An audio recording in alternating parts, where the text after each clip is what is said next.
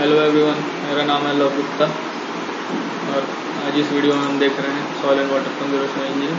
तो चलिए शुरू करते हैं। चलिए इस कंटिन्यू करते हैं। यहाँ पे दिया गया है design of straight drop spillway. अगर एक इनलेट पोर्शन पे वियर यूज़ किया जा रहा है तो ठीक है।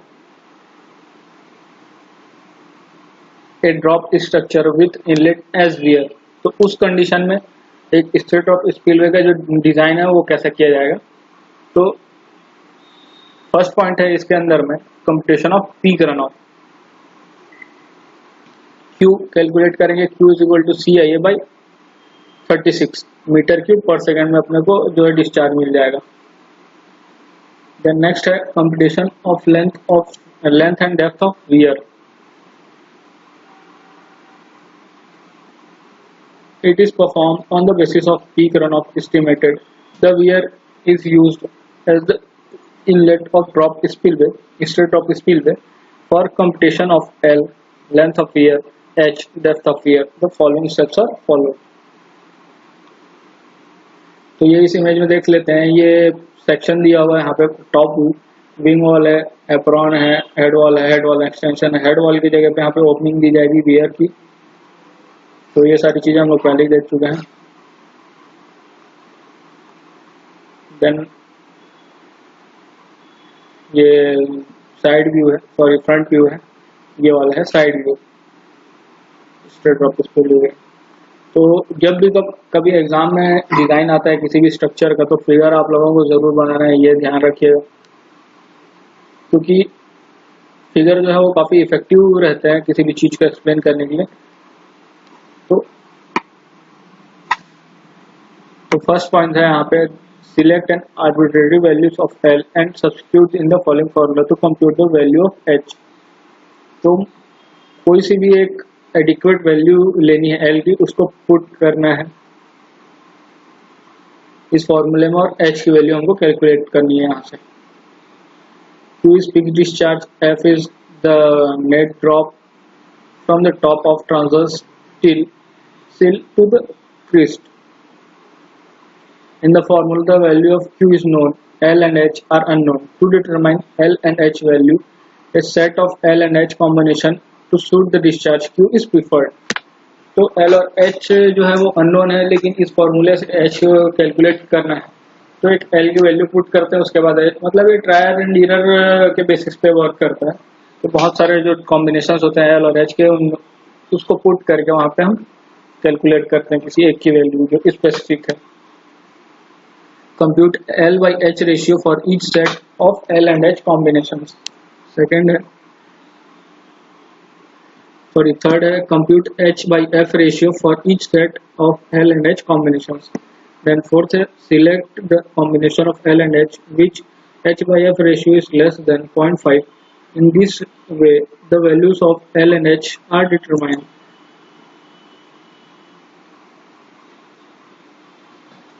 देन नेक्स्ट है थर्ड पॉइंट हमारा डिज़ाइन के लिए कंप्यूटेशन ऑफ हाइड्रोलिक कंपोनेंट।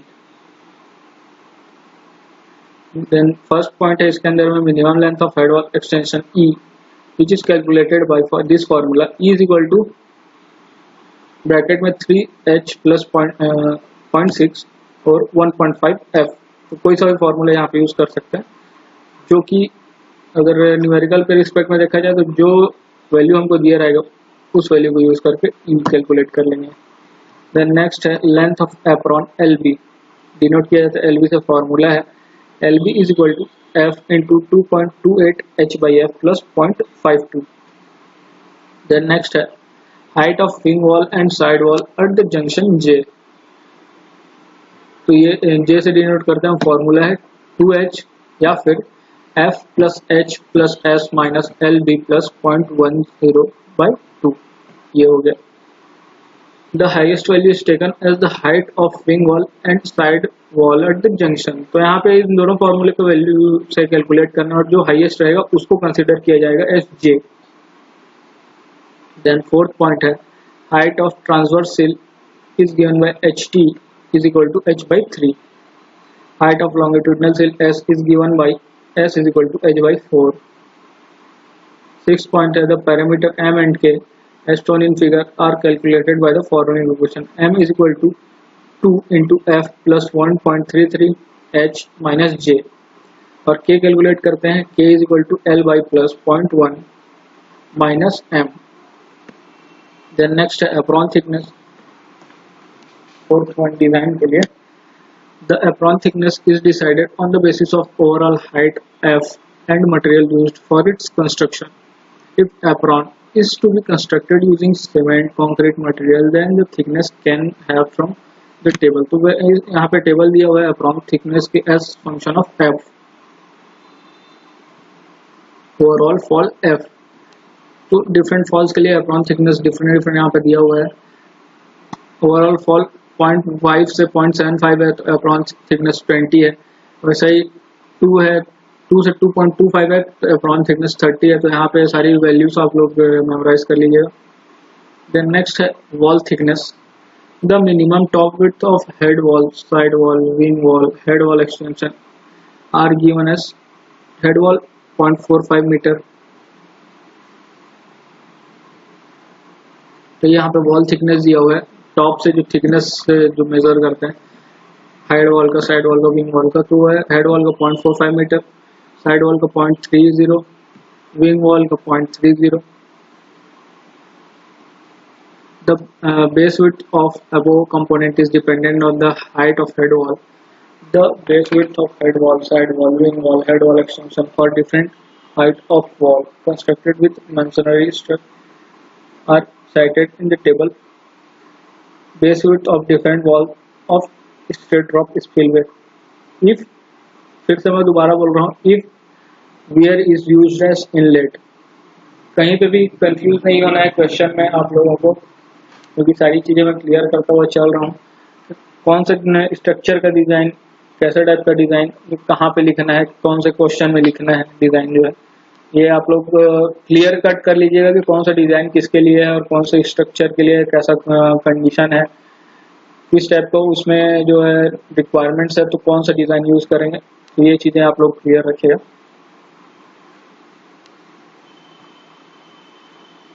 तो यहाँ पे टेबल में दिया हुआ है wall height, head wall, side wall, wing wall and head wall extension. तो एच के बेसिस पे सारी चीजों का जो बेस विड्थ है वो डिसाइड होगा. तो जो सारी चीजें यहाँ पे टेबल में दी हुई है. देन नेक्स्ट देखते हैं structural design for straight drop spillway.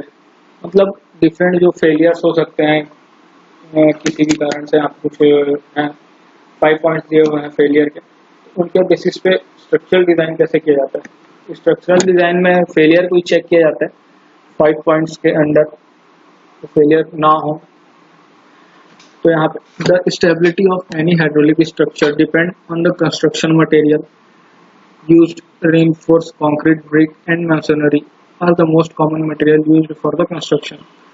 In addition to the above, the dimensional properties of different components of the structure other than those determined hydraulically also affect the stability of the structure. This consideration should also be counted during the design to make sure the structure is stable. तो structural design में जो failure को check किया जाता है, और structural design the entire structure is assumed as the one unit for computing structural strength against following causes of failure.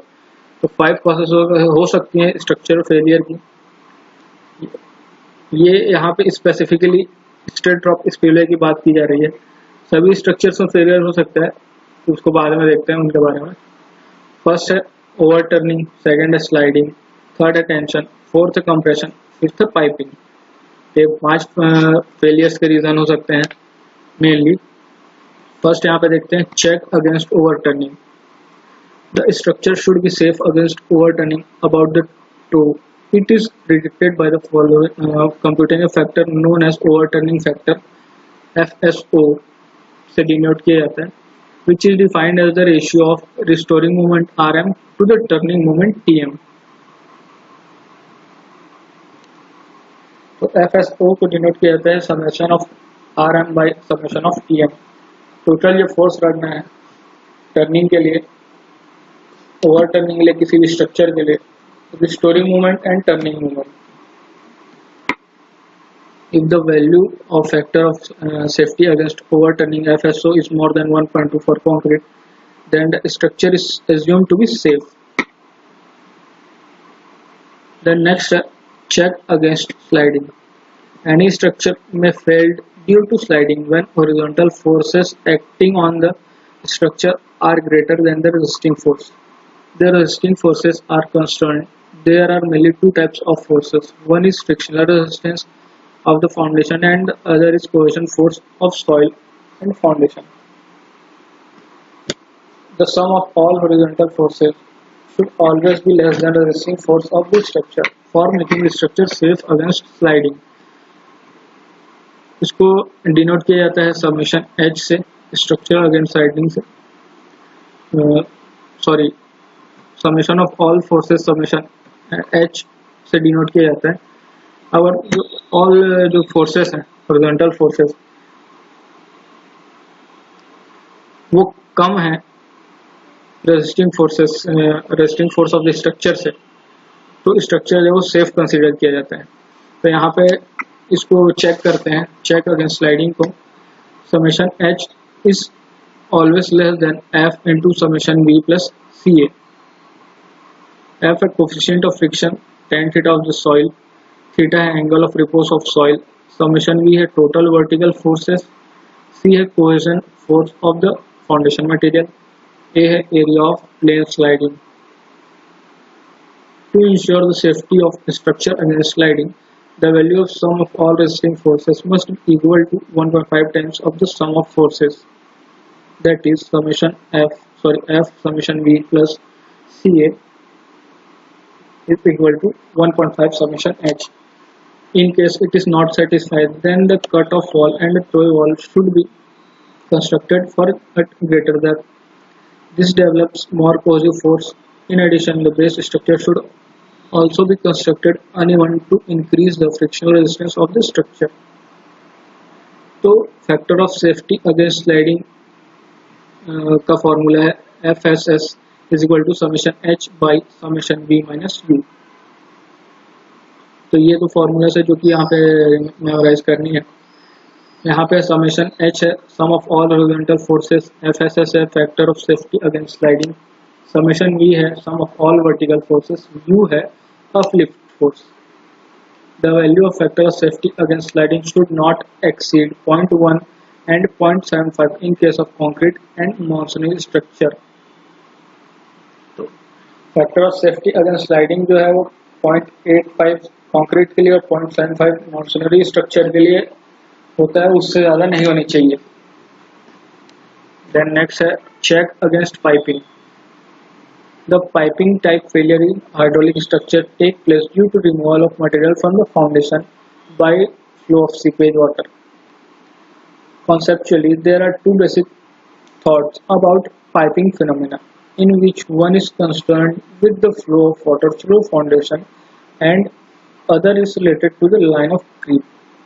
तो piping type failure जो है वो किसी भी स्ट्रक्चर में हो सकता है, और केस है कि जब सीपेज वाटर फ्लो होकर स्ट्रक्चर के नीचे जाता है और फाउंडेशन के पास में उसके मटेरियल को, सॉइल को जो है रिमूव करता है, तो उसकी वजह से जो फेलियर होता है उसको पाइपिंग फेलियर बोलते हैं.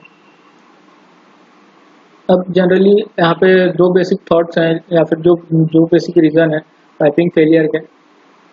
तो फर्स्ट है उसमें in which the concerned with the flow of water through the foundation and other is related to the line of creep. The first thought है related to flow of water through the foundation and other है line of creep.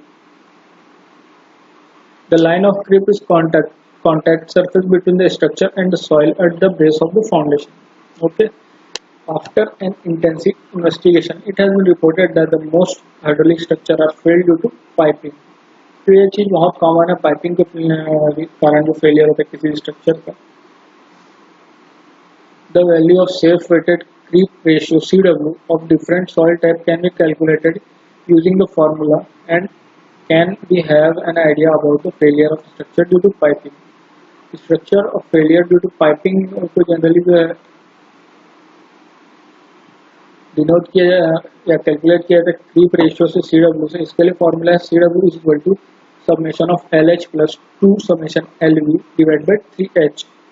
CW है weighted creep ratio, summation LH है sum of all horizontal और flat contact surfaces, LV है sum of all vertical और stiff contact surfaces, H है head between head and tail water depth।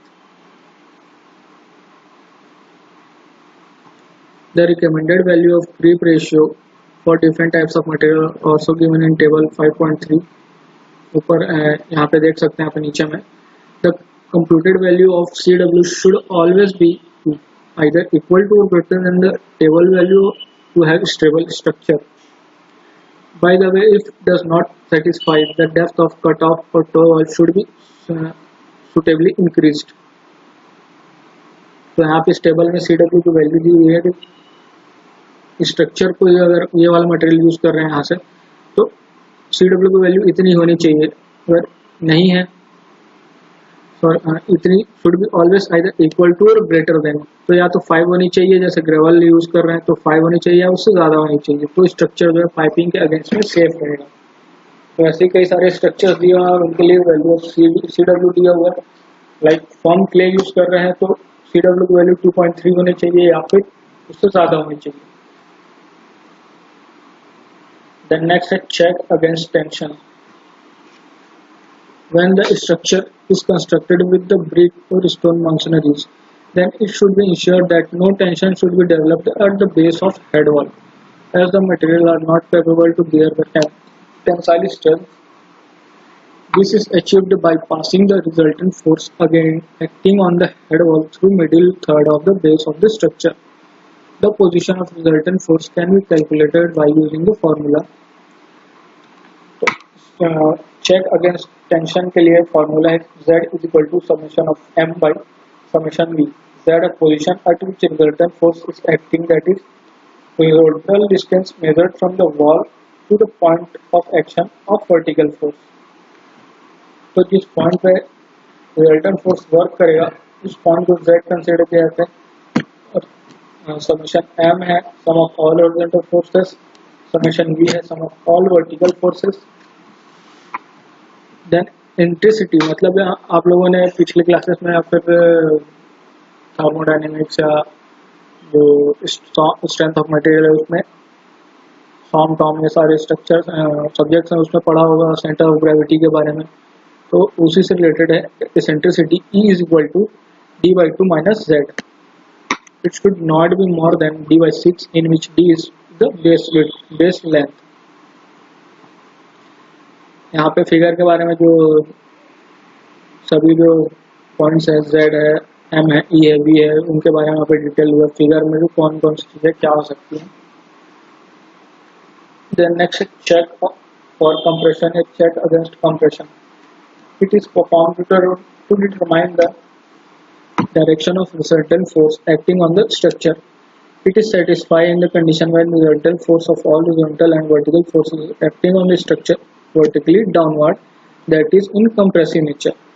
Okay, the contact pressure can be calculated using the formula P is equal to summation V by A into 1 plus minus 6E by D। तो P है contact force, summation V sum of all vertical forces including uplift force, A है base area of the structure, E है eccentricity, D है base length of the structure। तो ये अगर हमारे जो कुछ पॉइंट्स हैं फेलियर के लिए चेक करने के लिए स्ट्रक्चरल डिजाइन के लिए 5 पॉइंट्स। देन नेक्स्ट क्लास में देखते हैं guys design of apron thickness. तो इस क्लास में बस इतना ही, मिलते हैं नेक्स्ट वीडियो में।